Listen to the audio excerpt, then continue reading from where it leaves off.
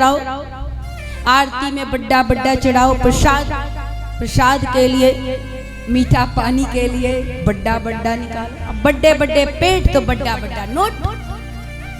आजकल तो बड्डे बड्डे पेट, किसी को हो तो बुरा मत मानना। देखो थोड़ी हास्य रस तो आना चाहिए।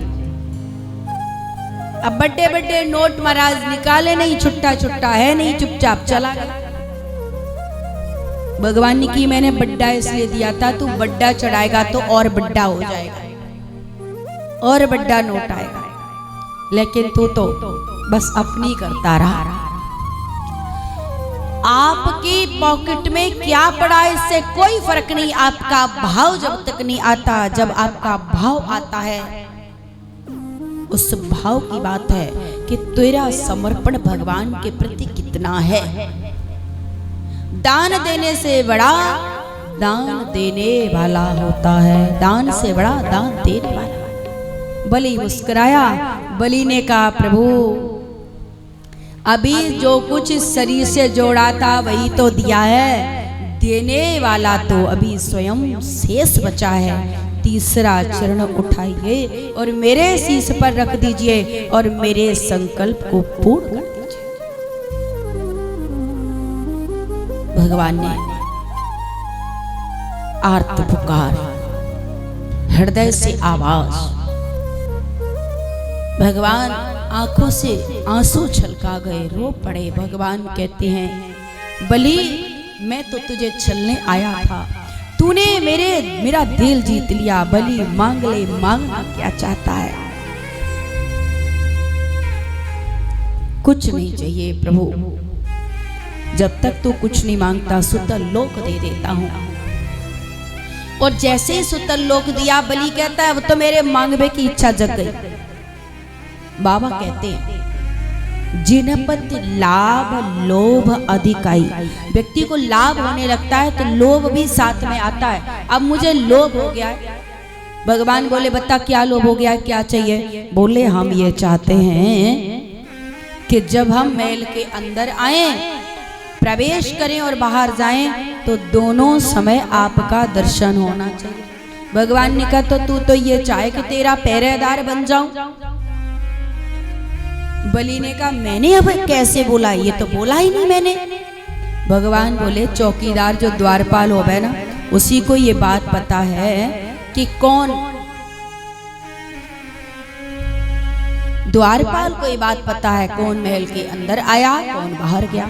चल बलि तेरे लिए तो मैं द्वारपाल भी बनने को तैयार।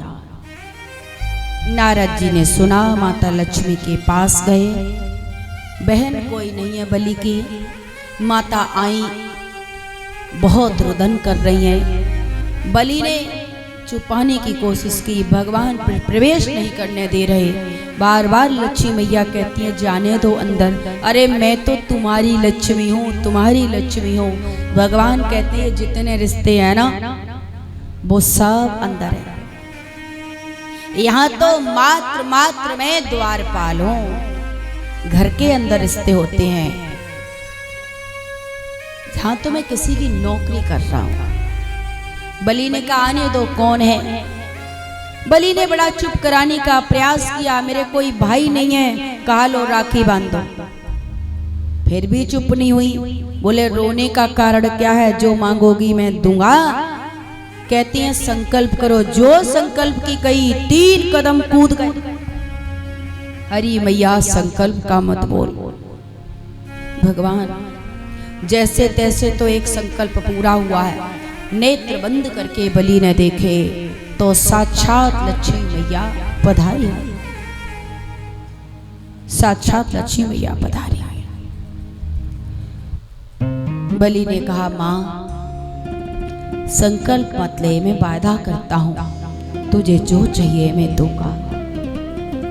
भैया सब कुछ घर में है, महल है, दुमहल है, गाड़ी है, बंगला है, पर बंगला का रखवाला कोई नहीं है। द्वारपाल दे दो। आपका द्वारपाल बहुत बढ़िया लगा। बलि ने कहा आप लोग हार गए। उसने त्रिलोकी राज्य मांगा, मैंने त्रिलोकी राज्य दिया उसे। आपने त्रिलोकी नाथ मांगा, मैंने त्रिलोकी नाथ दे दिया। ये शब्द सुने भगवान रो पड़े। भगवान ने कहा, लक्ष्मी, इस शरीर से तो मैं तुम्हारे साथ चलूंगा, पर हृदय से मैं भक्तों के पास रहूंगा। भगवान भाव के भूखे, मैं तो भक्त के भाव प्रेम श्रद्धा के कारण उसके वशीभूत हो जाता। कहने का तात्पर्य है भगवान भाव और श्रद्धा नहीं। इस प्रकार वामन भगवान ने राज्य भिक्षा में मांगकर इंद्र को स्वर्ग का राजा फिर बनाया है। और आप सब भगवान मांग सकते हैं। लोग कहते हैं गुरुओं को मांगना नहीं चाहिए, संतों को मांगना नहीं चाहिए, व्यासपीठ से मांगना नहीं चाहिए। सुनो, अपने लिए मांगना अपराध है। वही अगर संसार के किसी के काम आए, अगर उसके लिए मांगो तो गुनाह नहीं है। सोच को बदलना पड़ेगा। वामन भगवान ने यहां संदेश दिया है, भगवान ने स्वयं के लिए नहीं मांगा, देवताओं के लिए मांगा। रखा भी नहीं, देवताओं को दे दिया। भगवान ने कंस को मारा, कल कथा में आएगा। कंस को मारा, राज्य नहीं लिया, नाना उग्रसेन को गद्दी पर बिठा दिया। चाहते तो वो ले ले, अपने लिए नहीं, उन असहायों के लिए, वो बेसहारों के लिए, उन बुजुर्गों के लिए, उन माताओं के लिए, उन भाइयों के लिए, वो उनकी जो नेत्र की ज्योति चली गई है उनके लिए, जीवन में जिनका कोई सहारा नहीं है उनके लिए, जो रिटायर्ड हो गए हैं, कोई जहां पर किसी के साथ रहने में सुरक्षित महसूस नहीं करते हैं, उनके लिए मांगने में कोई गुनाह नहीं है। भगवान कहते हैं, ये शास्त्र कह रहे हैं, संत कह रहे हैं। और संत तो वही है जो दूसरे के लिए जीवन भर जीता है। वस्त्रों से संत नहीं, वस्त्र एक सिंबॉलिक हो सकते हैं। मैं उस वेशभूषा को प्रणाम करती हूँ, सम्मान देती हूँ, लेकिन मात्र वस्त्रों में ही लिपट के रह जाए, वही महात्मा, वही संत, वही साधु है, ये कदाचित ठीक नहीं होगा। तेरा अंतर मन भगवा हो जाना चाहिए। भगवा अर्थात भगवा रंग त्याग का सूचक है। आपके अंदर त्याग आया है। त्याग नाम की चीज नहीं है। और बड़ी बड़ी बातें करो नहीं।